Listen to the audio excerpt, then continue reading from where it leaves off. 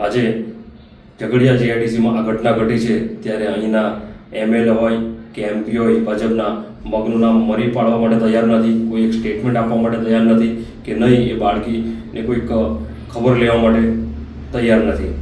કારણ કે એમાં ભાજપ સરકારની નિષ્ફળતા દેખાય છે, ભાજપ સરકારની નાકામી દેખાય છે. અમે ગૃહ રાજ્યમંત્રી હર્ષ સંઘવીને પણ કહેવા માગીએ છીએ કે આ કેસ ફાસ્ટ ટ્રેક કોર્ટમાં ચાલે અને આરોપીને કડકમાં કડક ફાંસીની સજા થવી જોઈએ. હમણાં થોડા સમય પહેલાં પણ દાહોદમાં જ્યારે વીએસપીના કાર્યકર ગોવિંદ નટ દ્વારા એક આદિવાસી બાળા સાથે દુષ્કર્મ કરીને જ્યારે એને મોતને ઘાટ ઉતારી દેવામાં આવી હતી ત્યારે પણ આ ગૃહ રાજ્યમંત્રી હર્ષ સંઘવીએ એ કેસને ફાસ્ટ ટ્રેકમાં ચલાવવા માટેની બાંહેધરી આપી હતી, પરંતુ આજે પણ એમાં કોઈ પણ જાતની કાર્યવાહી કરવામાં આવી નથી. પરિણામે આવા આરોપીઓને આવા કાંડ કરવાનો બેખોફ રીતે ખુલ્લું મોકળો મેદાન મળી જાય છે.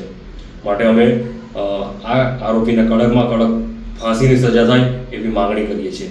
જય આદિવાસી, જય ભારત, જય સંવિધાન.